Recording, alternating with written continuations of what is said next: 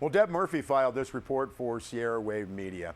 It's been nearly 10 years since Inyo County volunteer fire departments have had to deal with requests for proposals in order to continue providing ambulance and emergency medical services.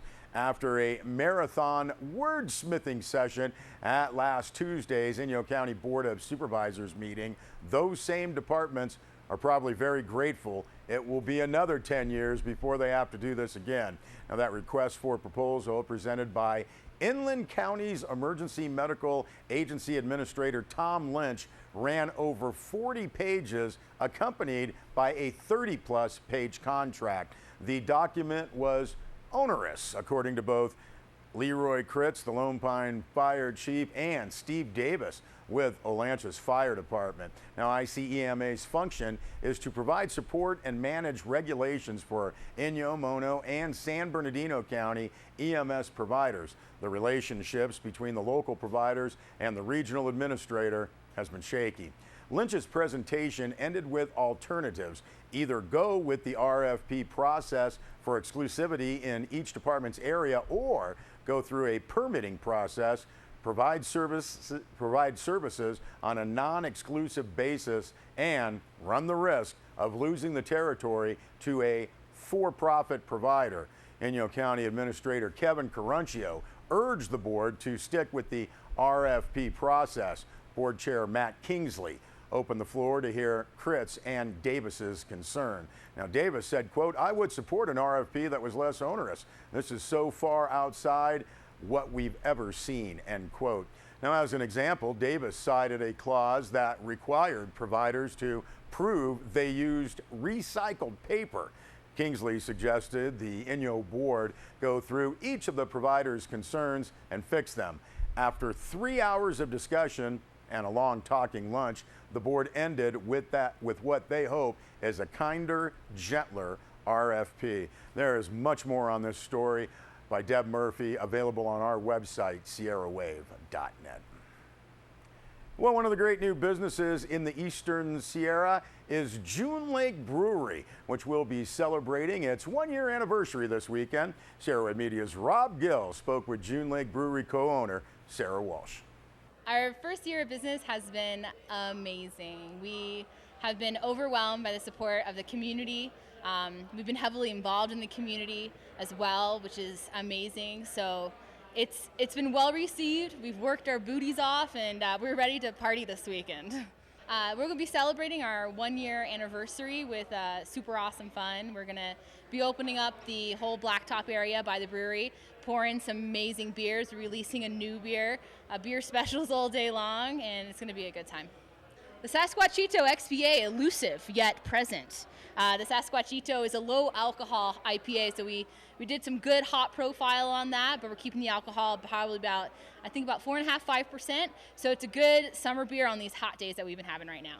If you come out, you can expect some good food from Ohana's 395, some good beer specials. We have t-shirts to celebrate our one-year anniversary. It's going to be a good time. So the June Lake Brewing one-year anniversary party is going to be on June 21st from 12 noon to 7 p.m. If you would like more information, you can check out our Facebook page, or you can also go to our website at www.junelakebrewing.com. We'll be releasing the new beer, the Sasquatchito XPA, and just having a kick-ass time. All right, thanks, congratulations, and cheers, Sarah. Well, the Mammoth Food and Wine Experience, presented by Honda, announced this week the names of the chefs competing in this year's Celebrity Chef Battle. That'll be during the grand tasting set for Saturday, June 27th. Now, the two chefs representing Los Angeles are Chef Rafael Luneta of Girafe and Chef Josiah Citron of Melisse Restaurant, while the chefs representing Mammoth, Chef Frederick Perel of Mammoth Rock Brasserie and Chef Dan Malner. Now, the teams will compete in an arena surrounded by grand tasting attendees. Each team will be given a mystery basket of main ingredients augmented by a common pantry of staple items. Each pair of chefs will have 25 minutes to work together to create one spectacular dish to be judged by a panel of experts. They will determine the winning team and dish based on taste, Well, that makes sense. Creativity and presentation. Now, the event will be moderated by Brad Metzger, owner of Brad Metzger Restaurant Solutions. That's a Southern California-based hospitality recruitment and placement firm. Judges include Kathy Copeland of Disabled Sports Eastern Sierra, Fred Johnson of 8050, and Brent Truax of Sierra Nevada Resort and Spa.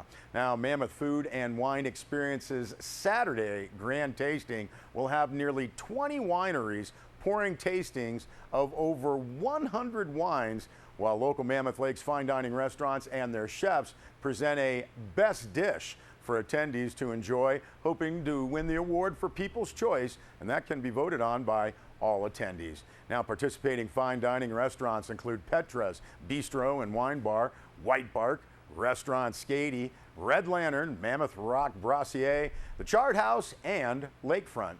Now, the popular Friday night wine walk returns on June 26th. That'll be at the Village in Mammoth, as 15 wineries present tastings of over 40 wines. Tickets are $45. They will be available for $50 at the door and include a complimentary wine glass, palate cleanser, silent auction, and live entertainment. For more information or to purchase tickets, go to the website mammothfoodandwine.org.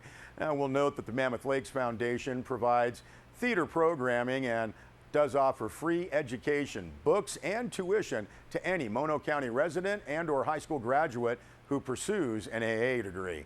For more information or to make a tax-deductible donation, you can contact the Mammoth Lakes Foundation, 760-934-3781, or visit mammothLakesFoundation.org.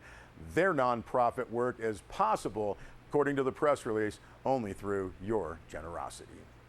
Hey, before we take a break, I want to take a look at, well, the face of the U.S. women's soccer team, even though she hasn't played that much. Check this picture out right here.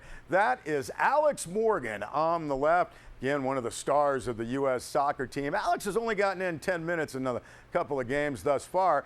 In the middle there, that's her aunt, Cindy Lefevre, and on the right there, that's Sierra Wave Media's and, well, KSRW's Bill Lefevre, the station manager here at Sierra Wave. Alex, Cindy, and Bill, I believe that was at breakfast this morning, getting ready for a game coming up Tuesday against Nigeria. Now, last week, the U.S. women beat Australia 3-1 in the World Cup opener and then tied Sweden 0-0 on Friday. And again, we'll be playing Nigeria in Vancouver on Tuesday. We couldn't be happier that we have a little connection there with Sierra Wave Media. Bill and Cindy Lefevre. Cindy's sister Pam Morgan is Alex's mom, and just great folks all the way around. And we're wishing nothing but the best, and we're hoping she gets to play a little more, battling that left knee injury, the great Alex Morgan and Bill and Cindy Lefevre. We'll be back with a weather report.